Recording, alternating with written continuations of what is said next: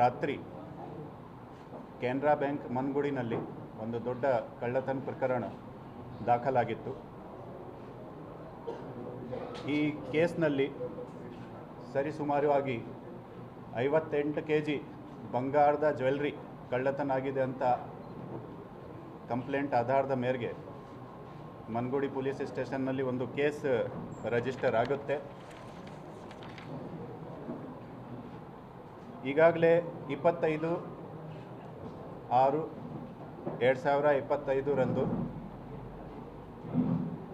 SP ಅವರಾದ Lakshman ಅವರು ತಮ್ಮೆಲ್ಲರಿಗೆ 3 ಜನ ಆರೋಪಿ ದಸ್ತಗಿರಿ ಮಾಡಿ ಮತ್ತು ಸುಮಾರು 10.5 ಕೋಟಿ ವರ್ತ್ ಪ್ರಾಪರ್ಟಿ ರಿಕವರಿ ಮಾಡಿದ್ದು ಅಂತ ಒಂದು ಪ್ರೆಸ್ ಸುದ್ದಿನಲ್ಲಿ ಹೇಳಿದ್ದು ಇರುತ್ತದೆ.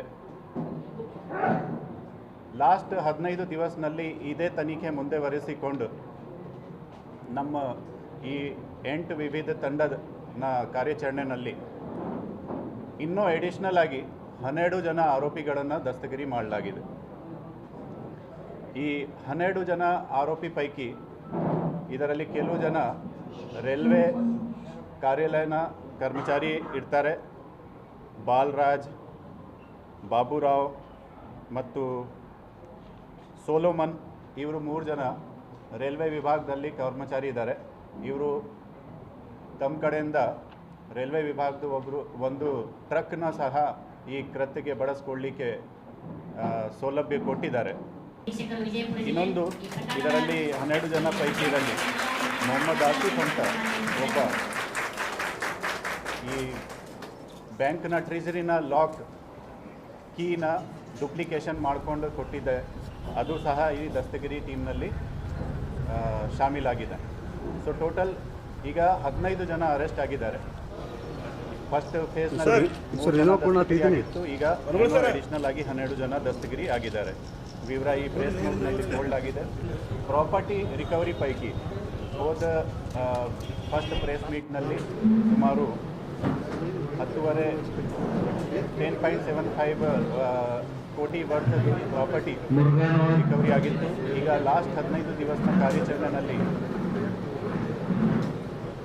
ಮೆಲ್ಟೆಡ್ ಗೋಲ್ಡ್, ಬಂಗಾರದ ಜ್ಯುವೆಲ್ರಿ, ಕಸ್ಟೆಗೆ ಬಳಸಿದ ವೆಹಿಕಲ್ಗಳನ್ನು ಮತ್ತು ಕ್ಯಾಶ್ ಸೇರಿ ಸುಮಾರು 39.26 ಕೋಟಿ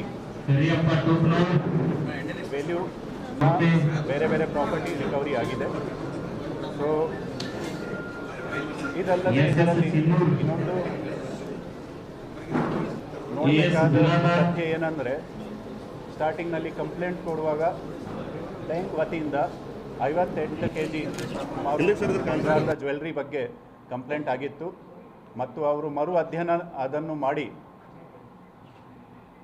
ಗ್ರಾಸ್ ವೇಟ್ ಬದಲಾಗಿ ಈಗ ನೆಟ್ ವೇಟ್ ನೋಡಿದರೆ ಸುಮಾರು 40 kg 700 ಗ್ರಾಮ್ ನೆಟ್ ವೇಟ್ ತೂಕ ಗೋಲ್ಡ್ ಹೋಗಿದೆ ಅಂತ ನಮಗೆ ಅಪ್ಡೇಟ್ ಮಾಡಿದ್ದಾರೆ. ತನಿಖೆಯಲ್ಲಿ ಅದನ್ನು ಕೂಡ ಪಡಿಸಿದ್ದೀವಿ.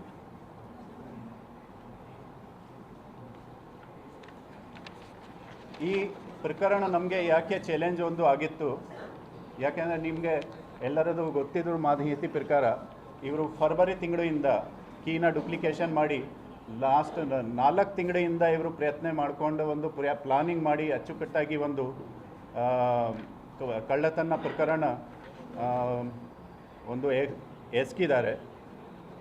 ಬಟ್ ನಮ್ಮ ತಂಡ 1 ತಿಂಗಳು ಒಳಗಡೆ ಈ ಕೇಸನ್ನು ಪತ್ತೆ ಮಾಡಿ ಆ 4 ತಿಂಗಳಿನ ಪ್ಲಾನಿಂಗ್ಗೆ ಡಿಟೆಕ್ಟ್ ಮಾಡಿದ್ದಾರೆ.